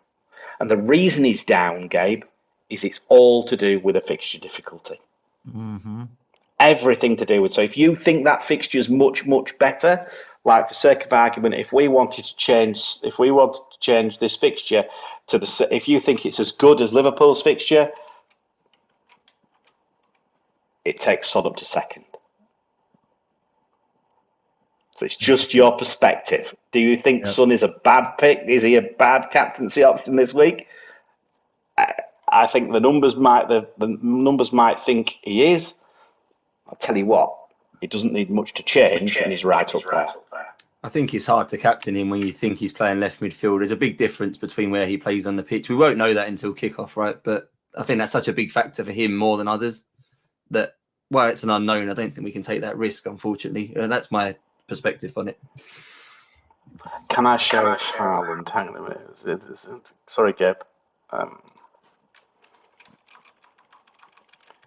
If he was fit, maybe not. Yeah, 70. But I think, maybe. No, it's not going to do it. I'd have to do this as well. 79. I think it's 79. Right there with Solanke. Yeah. So I made the sideways move of going Holland to Solanke. He's up there. If he plays 90 minutes, he's up there. Yeah. Is he going to play 90 minutes? He's playing at home to a mid-table team and he's still not top. That must be quite unusual for this outcome to happen. I think it's this. I think maybe the fixture difficulty and things like that again. I mean, look, he's very, very good here. I think it suggests just recently what's been happening is that Manchester City have been pulled down by the fixture difficulty and the NetxG because of the fact they don't create that much at home. and that's the way that our metrics are working. So yeah, I mean, he's very close to being top, but I think, look, Liverpool against a pretty leaky Manchester United team, I think, quite frankly, I think if I was looking at the two this week, I think I'd probably go Salah anyway if they were both fit. That would be me. What? How is Haaland 100 percentile in haul when he's only hauled once in the last 6? Did he haul recently? Nope.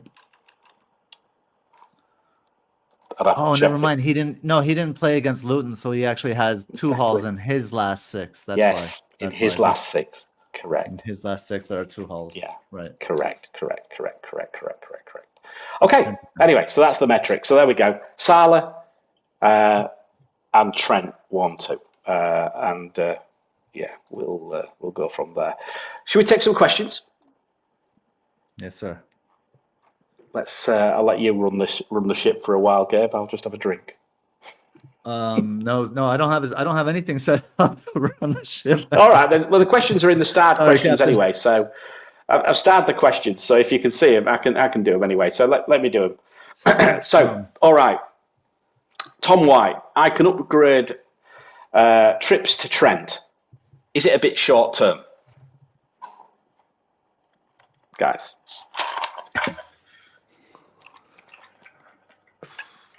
Who's answering that one? Silence, come on. Greg and I are waiting for yes. It's short term. I don't think short term. I don't think I would do it either. I think the way Trippier plays for Newcastle is more reliable than Trent. He's better for bonus, more reliable for those sorts of factors. I still think Newcastle's defence is better than Liverpool's, assuming that everyone's fit and available and stuff as well for clean sheets. So yeah, I don't think I'd do it. Just sell Haaland and own both. Yeah, that's the other solution. Try and get them both. Ignatius, my question this week: does Areola and Bruno to Martinez and Richie is it worth a -4? Areola and Bruno to Martinez and Charlie Troll, my mate. He still looks as mad as a box of frogs, doesn't he? He looks crazy. He's balmy. He never strikes me as his nutter. I reckon he'd be good company, you know. I reckon he'd be an interesting chap to get to know. But yeah, Areola and Bruno to Martinez and Richarlison for -4. Craig. I like Martinez as a pick now, not just as a Villa fan, but I think he's low owned. Yes. I've seen from past seasons that he can get save points and bonus. If Villa go on a run of clean sheets, he could get quite a lot of points. So I still think he'll get save points with them. And they've got some decent home fixtures coming up as well. And I was looking at that only today. Yes, he's just that little bit more expensive, but we don't need to worry about money anymore. Not if we sell Haaland. Not till we need him back. I don't think I can go on record to say get Richarlison in for a hit. I can't agree to that part of it. Right, enough said. Yeah, I tend to agree with you. I think Gabe, I'll ask you this one. Well, really quickly, I think Richarlison is a way to differentiate from the pack and potentially rise. Going back to the philosophy, I think I went Luis Diaz and it didn't work out. So if you're going Richarlison, yeah, I think it's fine. But then again, he could just leave you sat on the toilet feeling miserable, which is what he's done to most people in his life. So yeah. The next question from Clint: would you prioritize Porro Gabe this week? 1 free transfer, cash or Gay to Porro. Think I'll get Watkins next week for Alvarez and keep Haaland. Cash to Porro this week. And I don't know, so I'm still holding hope that Cash might play against Sheffield United, and it's flying in the face of Villa fans and people that know Villa way more than me. And so I'm going to throw this one to Craig. Do you not against a team like Sheffield United where that flank kind of presence is so needed? Don't you think Cash and Moreno make sense?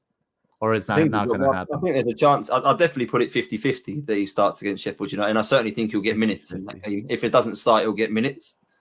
This weekend, I'm quite confident it's 20% the prospect of him starting against Brentford. So right. I told Guehi for Porro last week just because Palace's fixtures are rough. I know he's got safe minutes, but they're rough. I think Porro is probably the priority defender to own right now. If you don't have him, I'd probably put him above Trent as a priority to get to. Whether I'd prioritise that over getting rid of Haaland, I guess it puts you in perspective from whether you think. So personally, I think he'll be out into sort of mid-January, maybe even February. I think it's that serious. What's wrong with him? I don't think it's sort of a 1-2 week thing. But again, that's just a gut feeling and an opinion rather than knowledge. So if you want to keep Haaland for, I don't know why he would though. He hasn't got a game next week, and I think there's a good chance he won't be available on the basis Alvarez has been benched tonight as well. You're clearly saving him for the weekend, right, to make sure they don't suffer like him getting injured. So you basically getting 2 weeks with certainly no Haaland, it looks like, as a minimum. So I think the priority's got to be to move that on. But if you want to take a -4, I think Porro's the defender to get. Yeah. Fair enough. We've done FPL teacher. We can't talk about Bournemouth anymore, boys. Even Dredd just said Bournemouth defence. What? Really? But yeah, question for the panel: Dom Sem, Dom Tav, or Sem Tav? Only one. That's my perspective. No, I think if you want to get 2, I think that's perfectly fine. You get depends on your structure, right? I mean, Semenyo is what, 4.6 million. You know, you could go Dom, Semenyo, and Watkins as a front 3 and have Semenyo rotate or whatever. I'd probably prefer that, given the options in midfield. Okay, all right. That's that one. Dinesh said Palmer captain. No, I don't think so. Let's keep going. Here's one. If Areola's fit, would you start Areola and Livramento or Dubravka and Tsimikas? Craig? I would start Dubravka over Areola, and I'd probably start the 2 Newcastle guys, actually. I think Livramento's probably got more chance of an attacking return than Tsimikas, I think. Yeah. It doesn't answer the question because that wasn't an option. But I think he's already decided he don't want to start both. I think Nick's clearly decided he want to start both. We've frightened him already. Don't start Areola. Just don't start Areola. Yeah, I agree. Unless you absolutely have to. Yeah. Dubravka and Tsimikas, if it has to be one of those pairings, but yeah. But Dubravka and Livramento if you want more points. No. Thinking of Emmy, -3. What does he mean, -3.4? I don't quite understand what he means. But anyway, Martinez. I think he's an interesting pick. Here's another one for you from, is it Il Janis? Or should I start Mopai versus Aston Villa, coach? If you've got Neil Mopai, then I think maybe you should say, should I start Mopai versus Aston Villa nurse? It's one of those, isn't it? Villa's incredibly high line. I don't know if Morpay's got the pace to take advantage of that. What was the goal against Chelsea earlier this year? Was he involved in that running in behind when there was no goalkeeper, wasn't it? That's right. He nearly missed that as well. Right. Yeah. Oh dear. I'd probably try and avoid that if I could help it. But I don't know who these other 7 attackers are. There may be someone worse. If you've got nothing else, transfer him out, get Semenyo in. Yeah, if you own Diaby, play him. No. Thoughts on Martinelli to Gordon from K7, chaps? Yeah, do it. I can't advocate getting a Newcastle attacker right now, given what their squad's looking like. So I'm saying no for that reason. I'm not saying keeping Martinelli is the right option, but I wouldn't be going to Gordon. Right, here we go. Just the last couple of questions. Here's one here from FPL Teachers. This is an interesting one. One player in each outfield position that can potentially break the template. That's a nice question to finish as whilst I'm just mess-arsing around down here trying to figure out what else is there. What else is going on? Martinez is the goalkeeper, I think. Yes, well, that's outfield positions, by the way. But anyway, that's just a slight problem. But no, who do you reckon? Very quickly, because we'll do 2 minutes and then we'll get out of here. Who can break the template? That's an interesting one, isn't it? Defense, Alex Moreno. It's just whether he gets enough starts. He's playing this week because Digne's banned. Will he stay in the team? There's a few Villa players like Jacob Ramsey could be back very soon and playing lots of games. Villa are quite interesting right now because outside of Watkins, I think all their players are quite lowly owned. So there's going to be someone in amongst Villa that even Pau Torres is only 6% owned, so he could break the. I mean, but the thing is, his that goal aside, I think obviously Alex Moreno has a much bigger upside. You guys began the season with Alex Moreno, like he was the clear starter. Dean was a backup, and Dean only gets time, right? So I don't see. I mean, I think over time Emery came to the determination that Alex Moreno is just a better player and does more things for the team. So given his upside, because he's always in the box, I think that's what could cause him to break the template. In midfield, I'll say Richarlison. I'll stick with that one. I'm going to say Trent at the back. That's a proper template breaker. Because if he's a proper template breaker, because you're going to have to change your team completely, aren't you? Potentially to do that. But if Haaland's fit, or if he was fit, he'd be a complete game changer potentially. So I think he's a good template. But I think who else would you? I think then you're thinking is there a? I mean, some people are already on 3-4-3 anyway. But are you looking at someone moving to a 3-4-3? So I'm going to pick one player who's sort of like bouncing around a little bit on the Talisman, a little bit further down. That's Cunha from Wolves. I quite like the look of him. He's kicking around. I don't know what will happen when Neto, how long it is before Neto comes back, whether that'll change much. Midfield, difficult. That's very tough. I'm going to go for Ansu Fati on the basis that Matoma and Adingra are both going to AFCON. So they're not blessed with loads of wide players. I don't know. Fati got injured, I think, last game. So that could be... he was. I don't know how long he's out for, but if he's back anytime soon, I think he could be an interesting pick throughout January. Could it be Gross then? Could it be Gross? He won't play wide, though. I don't know if he's going to be the wide players. I don't think people will shift hard to Gross, regardless of they're not going to shift. No, but I mean, it's not really a template breaker, is it? It's not a template breaker. So I think Trent's my number one template breaker, actually. And I'll mention Nkunku in midfield could be a template breaker. Nkunku, yes. Yeah. Oh, striker, he's a forward, right? Nkunku but he's still a template breaker because what he's going to do is he might throw people away from that 4.5 Archer, right? He could easily throw someone, especially if you want Watkins. All of a sudden, then you've got a situation, and I'd have to sell Trent again. But anyway. There's some good shouts too. Ignatius says Neto when Pedro Neto comes back. I like him. Kieran FPL Discomfort said the same thing. Yeah, don't hate that. Definitely. Super job. All right, gents. I think we'll call it a day. 1 hour 48. I think that's enough for us, don't you? Thank you very much, as always, Craig. It's been a pleasure as always. Thanks for coming on again and trying to keep some sanity out in this madness which is going on from across the world. All good. It's good for me. Hard days work, you come on here and chill out, right? It's good. Yeah, well, that's exactly what we're doing. So I'm not quite sure about that. As I say, I've got to go and take my tablets now after listening to Gabe. But anyway, if this is chilling out. Imagine what Mariner's like during the day.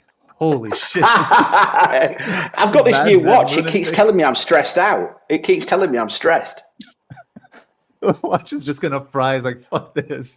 I'm not measuring you anymore. Started beeping at me. I was thinking about Darwin Núñez. Started beeping.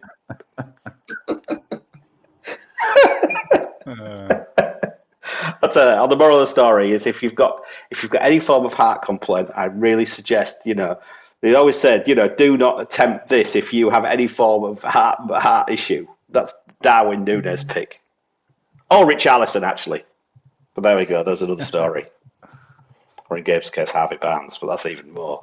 Anyway, chaps, it's been a pleasure. Gabe, thank you again, mate. Good to see you. Pleasure. Enjoy your Wednesday. What day of the week it is? It's nearly Thursday for me. Yes, very nearly. All the best, chaps. And let's hope we get some green arrows this week. And thank you, haulers. And we will all see you again soon. I've just realised that I haven't done the mini league and I haven't done the thank yous but we are going to get out of here. We'll do them next week. Take care. Bye-bye.